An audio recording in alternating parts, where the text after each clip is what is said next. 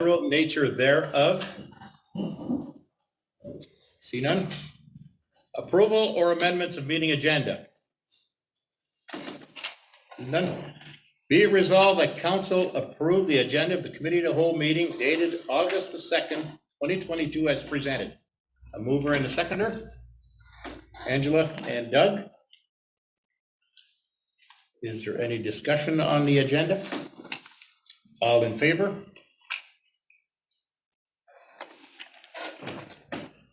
Item 4, approval of minutes.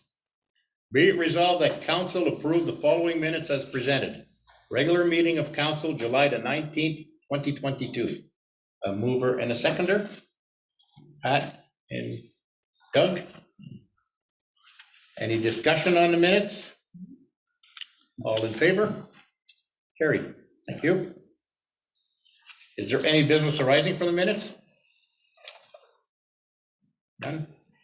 Inquiries of the general, from members of the general public? None. Okay. Item 7, big one, 7.1.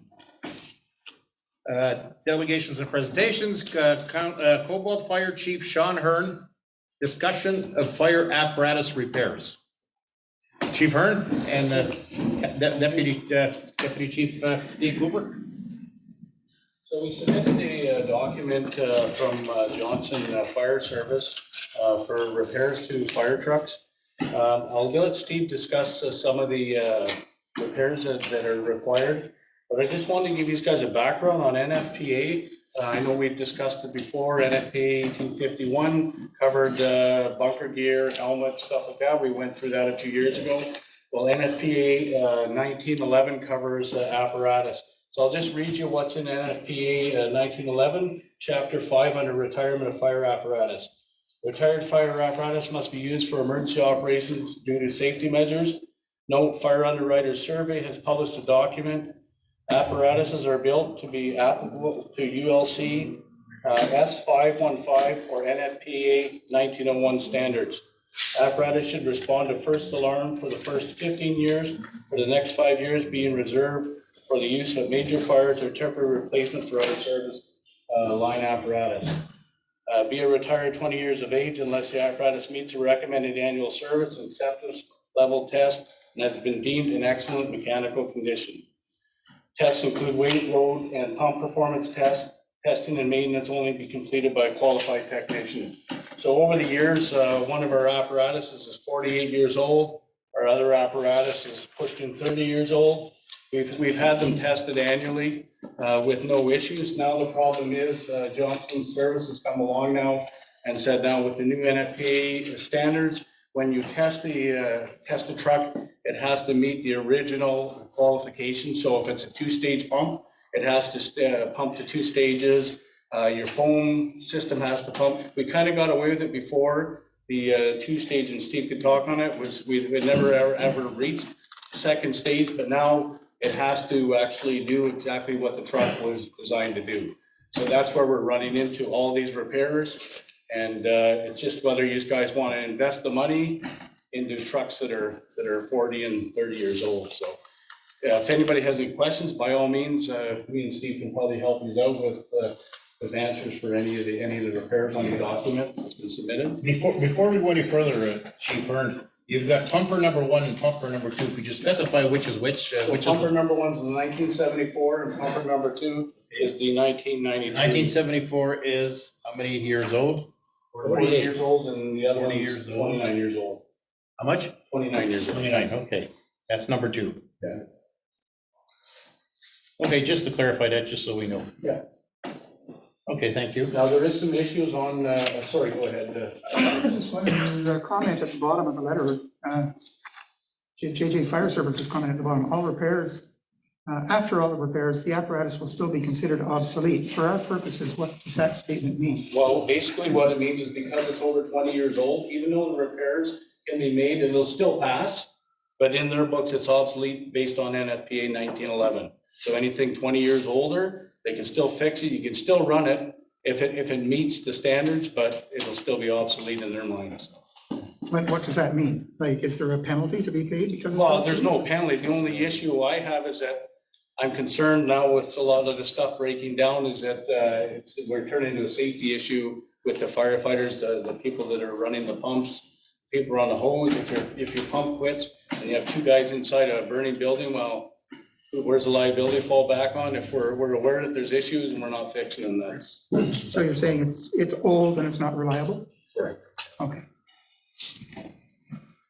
I don't know, Steve, if you want to mention, because I know we just ran into an issue with the number 2 the other day. We were actually at our practice. We went to pull down the hydraulic ladder and it's broke. So now we're waiting for a cost on that as well. So there's another safety issue. Who's going to climb up to get it down? It's not. So it's just, we're at the point where it's, go ahead. Okay, so with all that being said, and with that in mind, have you done anything about what replacement costs would be? As far as an apparatus, Yeah. I actually submitted 2 quotes this year for budget. I think a brand new truck is like $470, somewhere around there.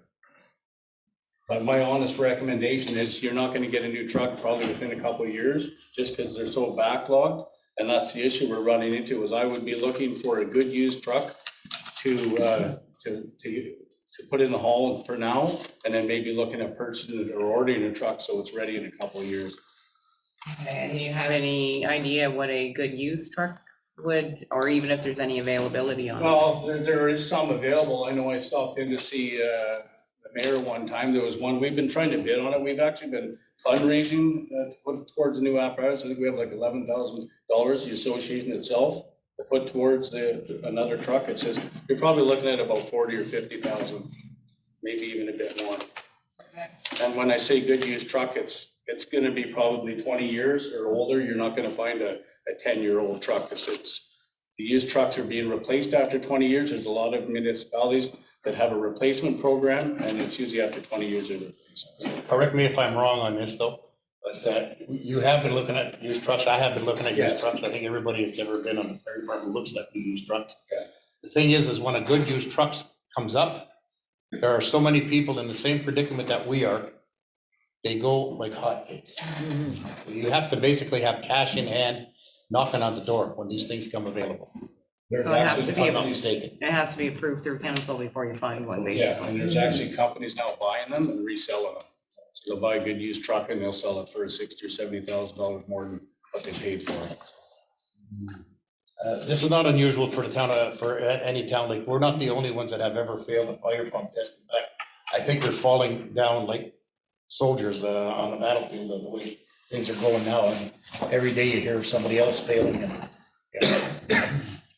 Well, I don't think they're willing to put themselves at risk anymore as well. Like before, they used to come up and say, well, if your truck only, if it was Yeah. only one stage, it's fine. But nowadays they're saying, based on this regulation is that everything has to be in good working order. Absolutely. Yeah.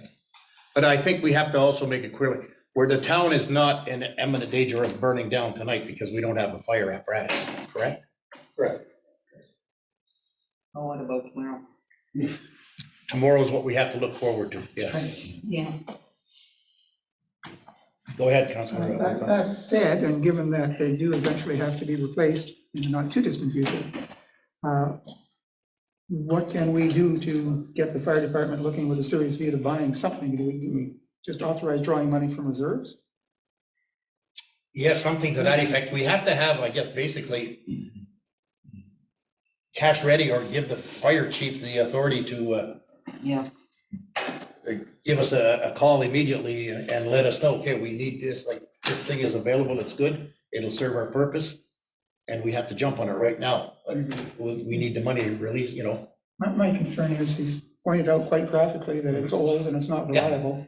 And I don't want to be responsible for sending guys into the proverbial burning building with something that's not reliably backing them up. So, I would suggest we consider a motion at the next council meeting to set aside some kind of funds, 40 to 50,000, perhaps out of reserves, to authorize our guys to go find something.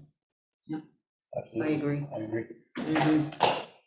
Jerry, any comments, any questions? Sounds good. Okay, now, you've got one truck here, $25,000, $15,000. if one should be repaired, what do you recommend? What's your, Steve? Well, based on JJ Fire Service, he is recommending that pumper number 2 be sold, the newest one of the 2 trucks, because of the 2-stage and the engineering of that truck is complicated. So if we do fix that truck, it has to go to North Bay, so we have to take it out of service for a period of amount of time. He will drop the pump out of it, and hopefully the parts are readily available. Because once he gets in there, there could be other unforeseen issues. This is like replacing an impeller and maybe the lure rings. If the volutes and everything in the pump are wore, then it's more expensive and it'll be more than what it's worth. So. And that was pumper number 2? Yes, pumper number 1 is actually 48 years old, so put money into something out of it. Well, the tank, and then this quote too, we could note the tank's leaking. Is it feasible to put $15,500 into a 48-year-old truck though? No, and see, and the thing was, if we did the test, they failed. I did some repairs to them because there was an issue with the drafting, the vacuum. I did eliminate some valves so that we could get that vacuum leak to go away while we retest it, but he hasn't made it back up to retest it. I was hoping he would have had it done before tonight's meeting to give a concrete definite. So you're recommending pumper number 2 be the one we repair? It's gotta be taken out of service and shipped in North Bay. And we need at least 1 working truck before we can do that. No, we are covered by mutual aid if something was to happen. We had a good fire. We just called mutual aid and Coleman and Hillary would come and assist us, so not worried there. It's just, we don't want to make it a permanent. No. Yeah, no, and that affects our response time as well. Yeah, the lights come on, the time has come, something has to be. You know, that we can't, pumper number 1, I mean, God, that truck doesn't know this town anything. It's seen more major fires than most people have. And still survived, and it's still surviving. So I'm hoping he comes back for a retest and get us a definite pinpoint on what is the issue. Okay. I did do some back flushing, reverse flushing on the pump, hoping there's some dirt maybe clogged in there, but there's no way of telling because the volume of water comes out. So once we get a retesting, we'll forward you the results and see what happens. Okay. Anybody have any more questions? No? Okay. So we'll prepare a motion then for the next meeting to have some funds available and we'll all keep searching. I just wanted, one thing I want to just mention quickly, and I know the fire department don't want people around snooping when they're doing their practices and stuff like that. But when you see the trucks down at the park pumping, take 15, 20 minutes, go down and talk to the boys and look at the trucks and see what you own and see how it works. It's not a bad thing to have a little bit of knowledge on. How much are we gonna dedicate like in that reserve? We're gonna put a cap on it or just be prepared for whatever we can? Well, what's your average price you've been looking at? Well, they're going from anywhere from 40 to 50,000. The problem is everything is last minute. There's like 6-10 bidders and it's an auction and it goes down to like the last few minutes. So that's where it's hard to, how do you bid when you don't have the cash in your hand? That's why I wanna make sure they've got the appropriate cash or enough cash in hand. Yeah, I just watched one. Blank check. Hey, it's a blank check. Unfortunately, Yeah, we can't can, do that. like I said, well, go ahead, Ansel. How much do we have in reserves? Actually, what I was looking at, we could possibly use some surplus from 2022 into it Yeah. towards that, and I can get you that exact number by next meeting for sure. Because I'm just wondering if we can give like a figure of like 40 to 60.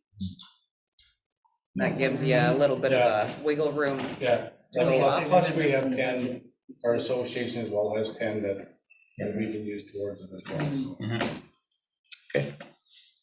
Very good. We have an idea anyways of what route we're gonna take. Can we get the surplus number for the next meeting? Yeah. Okay, any more questions from the chief? Anything at all? You did a wonderful job. Okay. Keep it up. Thank you, gentlemen. Much appreciated. Take a seat, we'll call you back. Okay. Item 8, business arising from delegations and presentations. We've pretty well covered that all off. Staff and committee reports. 9.1, Public Works Report. Thank you.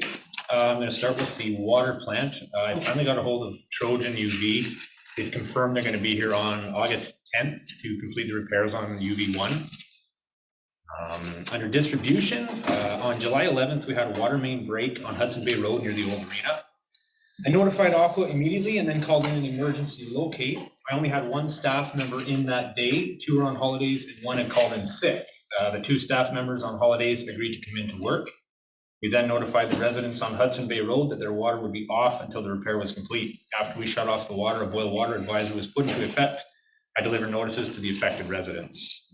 After the locates were complete, we began excavation. We discovered a hole in the bottom of an 8-inch cast iron pipe, approximately 3 inches in diameter, and a second hole approximately 2 inches in diameter. After the leaks were repaired, we pressurized the main, and Aqua were on site to collect all required samples and assist in flushing the mains on Hudson Bay Road. We backfilled the excavation and were finished today at approximately 1:30 a.m. Under wetlands, we've hauled 21 tandem loads of brush out of the 4-bay area. The guys did a really nice job and cleaned it all up. Public Works, our handrail painting has begun. We're going to start with the handrails on the connecting link first, and then if time permits this summer, we're going to branch off to side streets, the ones that are less visible. Brush and grass cutting is ongoing, and we've installed bases and soccer nets at Tech Park. So under capital projects, we received 2 different options for the Ruby Street sewer replacement project, and EXP is willing to come and make a presentation to council to explain them in detail. Demora Construction has placed markings on the identified roadways that are to be paved, and work is set to begin looking like next week. I've spoke with Don Decker from Magic Engineering about the Fire Museum wall and the head frame repairs, and he would like to set up a meeting to go over some of the options there. I've contacted various contractors to look at the theater canopy and the head frame, and I'm still awaiting some quotes. And I've received 1 quote for the former doctor's office renovation. Under buildings, the fire extinguisher inspections have been completed for July, and the AC units at the library and town office have been repaired. Shop construction update. Peterson Construction have completed installation of the water service into the new shop, and the existing service to the old shop was discontinued. That service was leaking, so that's a good one to have discontinued. Helm & Sons are waiting on the gas installation to take place before they can finish up their work. They have everything in the process. They're just waiting on their date whenever they decide to come, Enbridge or whoever it is. And Liquid Electric is currently waiting for Hydro to complete the connection to the pole. Everything inside is done on their part. That's where we stand. Very good. Go ahead, Angela. I thought, wasn't Don Decker one of the original ones that came in and did a presentation on the repairing of the old fire museum? I don't know if he made a presentation, but I do believe he was involved with some of the With a engineering proposal work of there. how to get it fixed? Yeah, I think he might have been. He did give us a report on the fire museum wall. There was several options. We wanted to maybe revisit a different option on it. So that's why we decided maybe we should meet one more time to go over it because it's been so long. So that's where we are. So he said anytime, you just have to call him and he'll come. Okay. Wasn't sure if I was losing my mind. Councilor Wilcox? Thank you, John. Just on the handrails, if time is not going to permit getting everything done, could you make a quick search of the ones that aren't being done with a view of how rusty they are? I'm thinking of a health and safety question. Generally, the ones on the connecting link are the worst because they see the most salt. And we kind of wanted to get the ones that were the most visible. So, but yeah, we can definitely, have a look. And when we do get to the side streets, we'll start with the worst ones that are in worse shape. Anybody else have any questions, concerns, comments? I have one comment. Very good report. Much appreciated. Very well laid out. And good job. Thank you. Yeah, there's a notice of the rails being done. And nice. Very good. Guys are really working hard on those. Go ahead, How Councilor. long do we have our students for? That would be for 8 weeks, and I believe we're in week 5 now, to the end of this month. Okay, thank you very much. 9.2, animal control. We have a report here. Anyone have any questions that we can send back to her, or? Go ahead. Could we get her to come in every few months, at least in person, to give a Thought she was report? supposed to do that one. Anything gets set up for. Okay, we can reach out and ask her to find that. I think it would be nice for the public to be able to put a face to who animal control is. Okay. Bylaw enforcement, 9.3. Is there any questions there?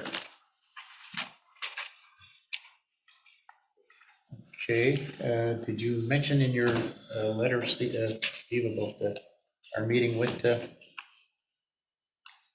bylaw enforcement with over the public school? No, I didn't, not that time, because at that time, the order was not submitted. So we have, do we want to mention a little bit about that, or do we want Yeah. to just wait and see what happens with the order? Okay, your worship. Contacted our public bylaw officer, and he has reached out to the owner of the residence or premises to get the area cleaned up, or take down what was initially presented, and waiting for a response. How long does he have to respond before taking any steps? 14 days. Okay, Where are we at in the 14 days? We are at day number 4. Very good. okay. Sorry, we can't give you any better news than that, but that's all we have. We'll go on. At least we're working at it. We're trying very hard to get something done there. 9.4, municipal intern, update on deck department upgrades. Oh, come on, wasn't that hard of a day? We got a chair for me now, this is great. So this past month was a little bit slower on the tech park.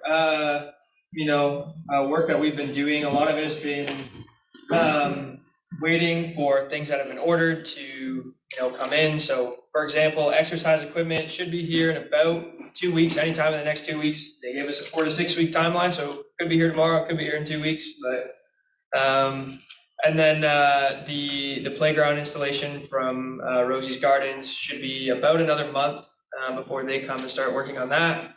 And then just kind of again waiting on some quotes. So for the cement for the outdoor exercise equipment, that has been ordered now. So the 28 by 24 foot pad for the exercise equipment to go on, the order's been placed for that. And then we're still waiting on a quote for the installation and electrical hookup for the lights that we have. A big thank you. He's actually here tonight. We want to thank Jim Starchuk for the past, I don't even know, month or so. He's been out there on his hands and knees, no power tools, all just his bare hands basically. He's been out there weeding our entire mini putt area. So I mean, it's been incredible work that he's doing down there. I mean, we really appreciate it. He's it's all volunteer work. So volunteer work is super appreciated by the town. Especially in a project like this where we're trying to put as much work into different areas of the park as we can. So thank you for that.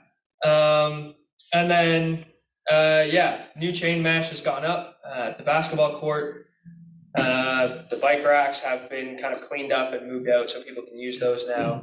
And then I guess one thing I didn't throw in my report here is that we are looking at some additional funding sources now because of our kind of original list that we had put together. Now that the orders are coming in and stuff, we're realizing that to complete everything we want to do is going to take a little bit more than the initial funding source that we got. So we're looking around trying to find additional ways to fund some of these other additions to the park that we would like. So that's just an ongoing process right now, and hopefully we'll have some positive updates on that the the next time I'm up here. So, yeah. Very good, very good. And I was down there on a Saturday, just so you know, because you obviously don't know, but there's not only Mr. Star Trek that's down there de-weeding, there was a lady from the municipality, young, Okay, well, that's great. Yeah, I was gonna say. I wouldn't- lady who has no, she has no children, she has no involvement with the playground or anything like that, but she just thought it needed to be cleaned up. And she was Thank you. down there on Thank you. Saturday, she's been down there several times doing it, and she'll continue doing it. I don't know, she was telling me all kinds of names of these weeds that I have no idea what they are. To me, they're just weeds, but she knew them, and she was taking them out because she said they're harmful to kids, so. And Joe's been down there a lot too, Yeah. cleaning up. Now, all three of them. There are yeah. people that are very Okay, well, concerned yeah, about just your I farm, so. haven't been down there on days that they. No, and you shouldn't have been down, she should have been down. I caught her doing it. She doesn't want any publicity, she doesn't want any knowledge, she just acknowledgement, so. Perfect. There we She's just go. loving what she's doing. Great. Just thought I'd next, go ahead, If she loves weeds, yeah, you could refer No. her to my yard. I'll I may have something rare and new in there. I'll try. I got one you do. A whole list of them. Okay. Anything else for Evan? If you, by any chance, need little trees, I have 3 or 4 small Sure. white pines, Great, yeah, that sounds yeah, good. that you can dig out. Okay. They're Perfect. growing underneath my white pine tree. One giant tree is Okay. up. Alrighty. Yeah. Okay, thanks a lot, Evan. Perfect. Much Thanks, appreciated, and it's coming along well. Yeah. Good stuff. Mhm. Okay, be it resolved that council accept the staff and committee report as presented. A mover and a seconder? Pat and Angela? All in favor? Carried. Thank you very much. Item 10, item for council direction, 10.1, Corey McFadden request to waive invoice RE open air burn violation. Chief Byrne has remained here because I think you were going to ask him to speak to this issue a little bit. And you've all read the letter, obviously? Okay. Go ahead, Chief Byrne. I don't know where you want to start with this one. My basic concern is anytime we give out a burning permit to any individual in the town of Cobalt, we expect them to follow the regulations that are set out in the bylaw. And when somebody gets a permit and agrees to use a certain appliance and deviates from that and decides to use their own open air pit and burn brush, it starts cutting into all of our regulations to be set out. And if we just make it the Wild West where anybody can do whatever they want, then we have issues. So my recommendation is that we go ahead with the fees that are set out. The bylaw's been in place for, well, that's 2015, we had a bylaw before that. We've had issues at this residence in the past, they were burning during the day. And the biggest issue is nobody wants to seem to read the bylaw. They either want to sign it, get their permit, and then just kind of do whatever they want, so. I don't know if the letter's there, it kind of goes through and talks about everything, that the size of the fire. If you saw the pictures, it's definitely not 0.3 meters, it's more like the top of the fence, so. I feel sorry that we have to charge people, but unfortunately, there's rules in place, and it shouldn't matter who you have around the fire, we still have regulations that you have to follow. We got to save up for that new truck. Yeah. Well, that's a good point, but I don't know, I've had my house burned down several years ago, and it's not a good feeling when you get up in the morning and you don't have a thing left in your possession. And if we continue to let stuff like this go on, it's only going to end up being that way. We have another instance up on another part of town where the people up there are burning at random and burning whatever they want, and that's going to be another disaster that's going to hit this town very shortly. It's not put to bed very quickly and very swiftly. Unfortunately, we have to take people by the nose, and we got to drain to the trough that they drink. Unfortunately, these things cannot continue to happen in my mind, and I'm hoping council's of the same mind on this one too. Go ahead. I've been a big believer in the fire bylaw all along, as everybody's heard me time and again, because I live in one of the areas that have not burnt down, and I'd like to keep it that way. So I'm all for enforcing the bylaw that we have in place, because it's like anything else. You give an inch, and the next thing you know, a mile's gone. So I really think that we need to hold fast to what we have in place and what the repercussions are for it, because it's a right, it's a privilege, is. it's not It is. something that's just given. And we need to support our, And to me, this is just total abuse of the privilege. yeah, and it doesn't matter who's sitting around the fire, this would be the same if it was anybody. The other one of the other call that the fire department had was that, well, you had two of them, I guess. One of them, the one I was lucky enough to go to was 2:30 in the We morning. actually had 3 there. And that was not even on the person's property. That was actually almost right in the bush. And that could have turned into something really disastrous. They're at the point where they're aware that we're coming because they have a scanner. And by the time we get there, the fire's out. So Yeah. the fire's going from that to nothing. So we've even had the OPP attend, and even when they showed up, the fire was out, the water was still running, no putting it out. And I'm sure you've all experienced the winds that we've had lately, and you get something like this on a windy night, we're in trouble again. Go ahead. We've had a lot of hot, dry weather, and it's gonna be worse in the next coming week, so that's gonna make the situation even worse. But as for the hearing it on the scanner, can you not request that there be silence over the scanner? And Well, explain you your can, but I rationale? think what's happened is when I called the OPP, they're requesting to attend to meet us at the fire hall. I think that they picked it up then, so, because we actually, I think our call went through, yeah, so as soon as we put a call through, they would hear it. So on the scanner, you hear fire, OPP, you hear everything. Yeah, because I know the scanner on the internet, that's delayed by 15 minutes just for that reason, or it's supposed to be. Yeah. So, Okay, is there any questions of the fire chief then on these things? Do we wish to continue this kind of process where we're gonna be finding people and Absolutely. yeah. it's a lesson that has to be learned. It's a tough lesson, unfortunately. I wouldn't want it to happen to me, but then again, I don't burn. In all fairness, it could have been a lot more expensive. We just put in for 2 trucks, but we didn't put in for any manpower or the additional truck. So. And we've had people thumb their nose at the bylaw before and turn around and light right back up after Yes, it's left. yes, I do remember that. So I think that a message needs to be sent across the board. Okay. Okay, thank you very much, chief, and Thank you for your time. yeah, thank you both. Thank you. Hey, Direction. direction is that fine is we can make arrangements for her to pay. Was that as far as I'm concerned? Is that what council desires? And we're suspending the building for a Yeah. fire Yeah. permit. And suspending her burning permit. Now, correct me if I'm wrong, but if you're suspended in 1 year, you aren't allowed to apply again? Or can you apply again? Not in the same year, I wouldn't think so.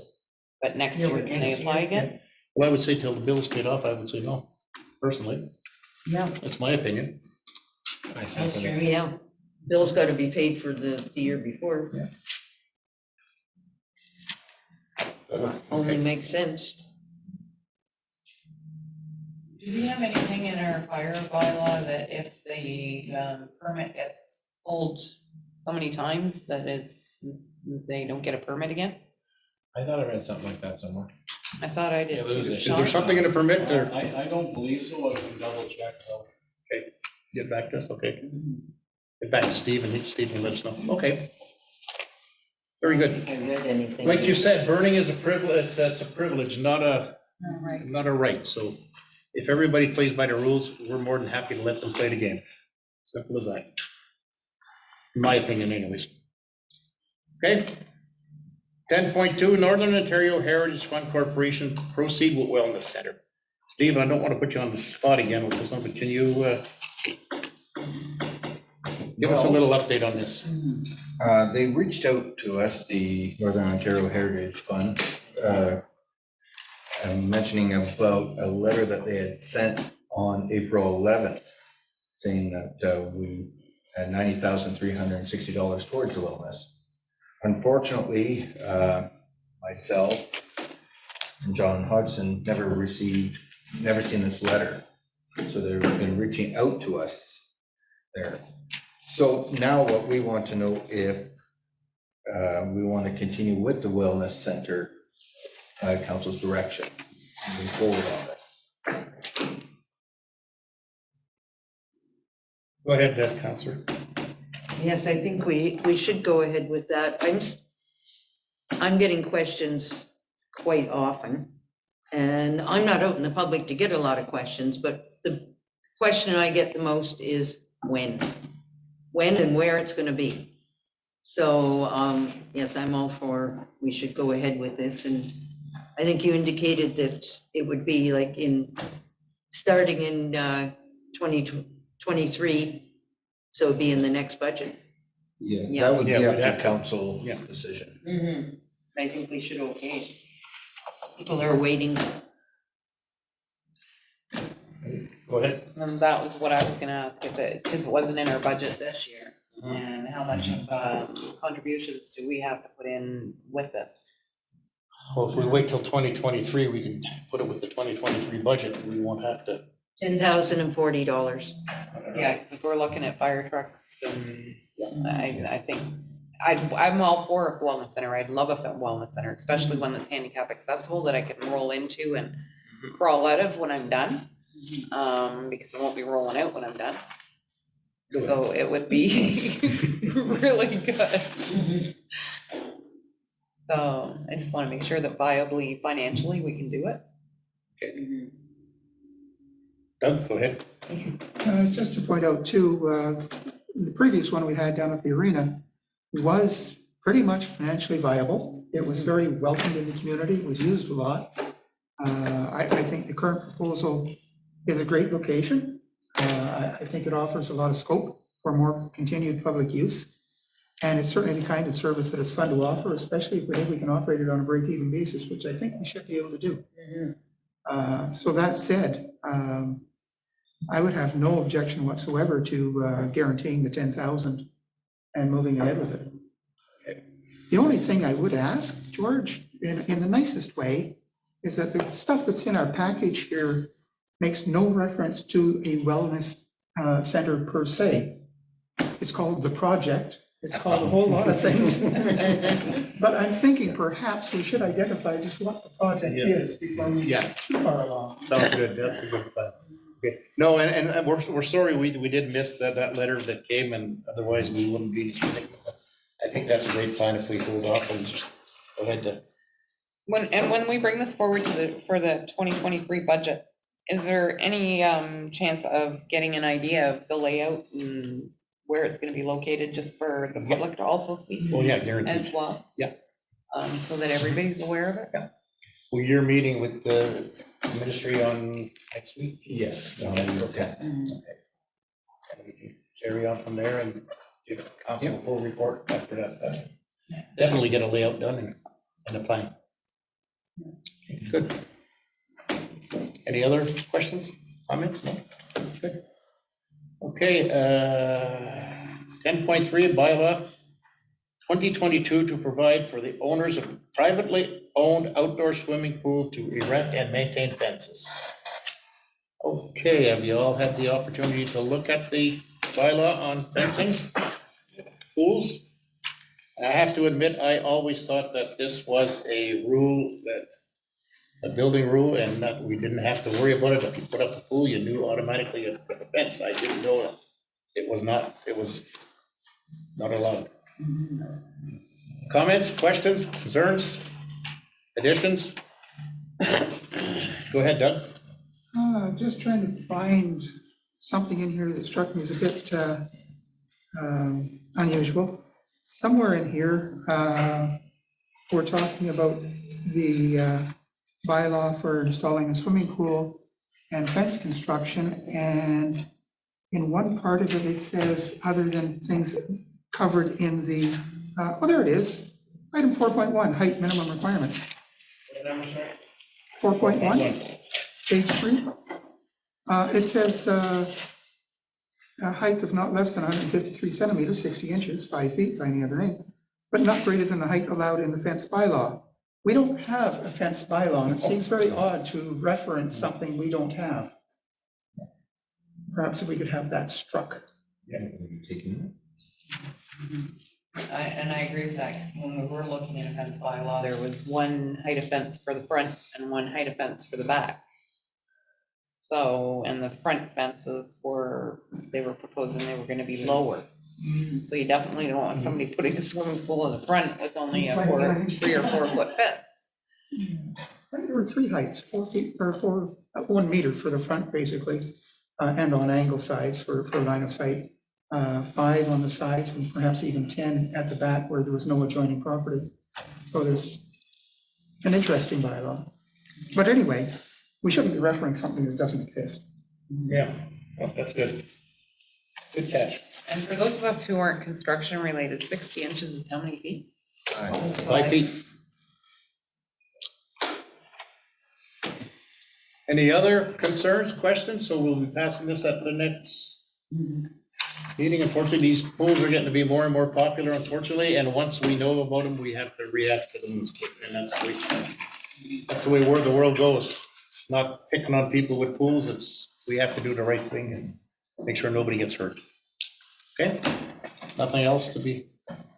I had mentioned, I don't know if we can make it a requirement to the bylaw that they have adequate insurance to cover having a pool. Because I know when you have a pool, your liability doubles. And I can have 2 million. Yeah, I'm not sure if that's. I don't know. But you could argue with the insurance company. They recommend you get 2 million coverage. instead of- Yeah, well, I know down south I had to have 2 million liability. I don't, go ahead. Was that in the actual, the city's bylaw that you needed? I couldn't remember, that's why I asked if somebody could look into that. You know, I saw a staff note that said it's not the business of the town to be telling people what insurance they should carry. Yeah. That's what I would have said too, but I'm not sure on it either. So Yeah, maybe we it's a could good just. point. Yeah. I'm just looking at, the whole purpose of the bylaw is to protect young people, children in that, right? So I guess at the end of the day, insurance isn't gonna It's really only to protect them. trespassers. Yeah. Yeah. So, Well, maybe we could ask our insurance adjuster and see what they have to say on that. Yeah. it's not that I'm trying to micromanage it or residents No. and tell them what to do, No, just but it's a good thing. some people aren't aware that they have to increase their policy when they put a pool in. It's a fun point. I just don't want us to exceed our authority. Yeah, exactly. No, I agree. Exactly. Get our fingers slapped. I was surprised when I bought my house and found out that I had to double my liability because of a pool. Don't you have insurance though, then you add. Oh, what? You don't have to worry about insurance, just to get the initial insurance. Yeah. People don't even know. Okay, one meeting at a time, folks. Sorry. Sorry. So Steve has asked if we could possibly have all 3 readings of this bylaw at the next council meeting. Due to the urgency involved with this. That's the one? Yeah. And the pools. Since we're into August already, so. We could, but we're getting to the end of pool season anyway, so. We could delay it. It's up to you folks, what do you want? I think it's a pretty straightforward, simple bylaw. I don't see anything that complicated in it. So I don't have any problem with that. Okay. Yeah, I don't have a huge problem with that either. I do like to give the town a chance to respond as well by rule, but as you say, it's a safety issue and it's something that we didn't have in place that perhaps we should have had, so. And we can always amend it if there's a major follow-up. I didn't see one when I read it. No, looked pretty clean. With respect to Andy's point again, could we perhaps think about developing a brochure that would go with the bylaw or hand it out to people who are doing a pool? So that pointed out these kinds of things to them, if it can't be a part of the bylaw itself. Some way of public notification to them. Or just hand them a copy of the bylaw. Well, if it's not in the bylaw itself, though. Okay. All is good on that? Exceed our Good. authority. Okay, 10.4, phenom. Concern with criminal justice system practice, catch and release. I guess phenom are trying to, or want all municipalities to sort of look at this, and they're a little bit disappointed at the way the legal system operates from what I've read anyways, and they bring people in, they license, they fine them, they do whatever they have to do to them, and they end up in court, and the next day they're back on the streets, or even within the hour, they're back on the streets, and it's happened here in town. Whereas one guy was picked up in the morning, I think around 8 o'clock, and at noon he was back at home and back at the cop shop by 3 o'clock in the afternoon for the same offense, so go figure. I think we've experienced catch and release firsthand, and we should be backing this 100% as far as I'm concerned. Are there any questions or comments on it, or Gary, you see a little bit of it from your front door? Yeah, I got a good view of it. What do we do to back this? They're gonna ask us for a motion, I believe, eh? Okay. Well, this time it was more information being brought forth. What it's doing is, there was a meeting out in Elk Lake Yeah. with a number of individuals from all municipalities. So what they're doing is going to be going to the Association of Municipalities of Ontario Annual General Meeting and Conference in August and bring up the issues that we're facing in the northern communities, all 110 communities here in Northern Ontario. So just making them more aware of how this law with the catch and release is affecting us.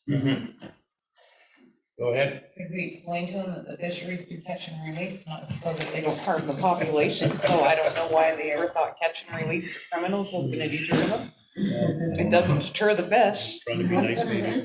But DSAB is, oh, go ahead, Doug, sorry. I just note in their missive, they say several member municipalities have sent resolutions to FNOM on the issue of catch and release. Yeah. So perhaps we could have a resolution Yes. handy for next meeting and Yeah. Very definitely, Pass that? yeah. And I was just gonna say that I think DSAB are also pushing for a resolution on municipalities on the same topic, but the opioid crisis is starting to get a little bit of attention, and, fortunately, which took quite some time for individuals to wake up and see that it is happening. There's been, 7 deaths so far this year related to opioids, as compared to 4 last year, so it is a major, major problem in the area, and I think this is probably a lot of it. So if we could do something and find a place that these people where they're not gonna harm themselves, that would be great. Okay, any other comments on this? Okay. Be it resolved that council accept the items for council direction and information as presented. Moved by Pat and Doug. All in favor? Carried. Other business.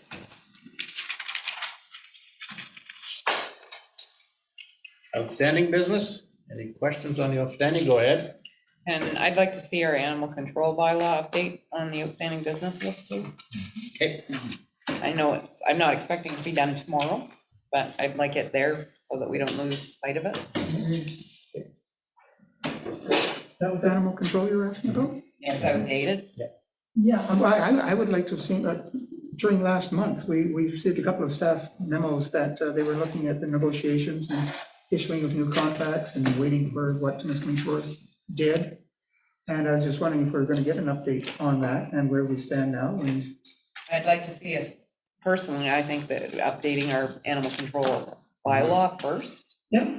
And then so that we have the language and everything in the current century. Be prepared. Sounds good. I would just like to know though where the negotiations went to. The contract, we were waiting to see what was a fallout of the Temiskaming Shores at that time.